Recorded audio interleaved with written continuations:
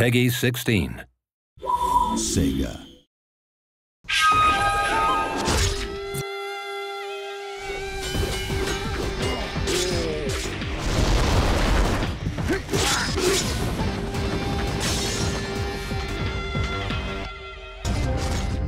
Shinobi is very fundamentally a side-scrolling action game, even from the very original incarnation in the arcade. We wanted to preserve the core combat elements that made the first game so popular. So the strong melee combat system up close, and then the ranged throwing stars, or in our case throwing knives, to balance out sort of that melee combat. I think if you mention Shinobi to anyone on the street, like, have you played this game? Did you own a Genesis? Like, most would say yes. Our main goal was preserving the design and sort of key elements that make the old games great.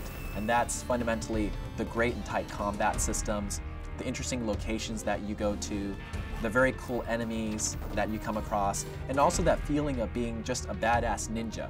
We want you to be cool, we want you to feel awesome when you're playing this game. So we took those pillars and brought them forth, and we left those intact. But we also expanded upon stuff, so we added more combat moves. The original game was one-hit kills, both in you taking out enemies, but then also you taking damage and dying, so it was really pretty intense. But as the games have progressed, they've become a little bit more involved in the way that you can actually dispatch your enemies, the ways that you can actually combat them. Artwork in Shinobi has always been a very difficult thing.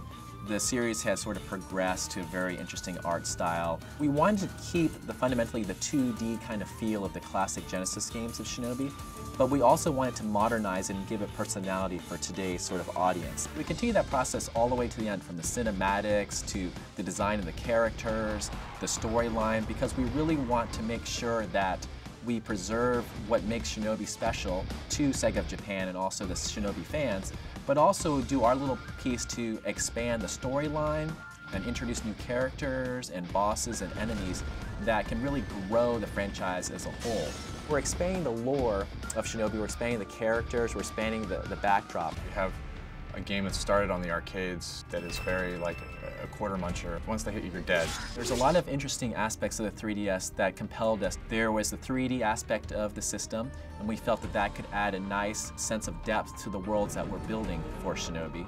And then you have the touch controls, you have the gyroscope, and being able to add those new gameplay mechanics into the classic sort of action in Shinobi was another compelling feature. This game is Shinobi. I mean, we had a really passionate development team. We had the support of Sega of Japan the whole way through and the whole IP holders. So it is a Shinobi title. It may have been developed by a Western studio, but we took what was great about the old Shinobi titles and we made them better.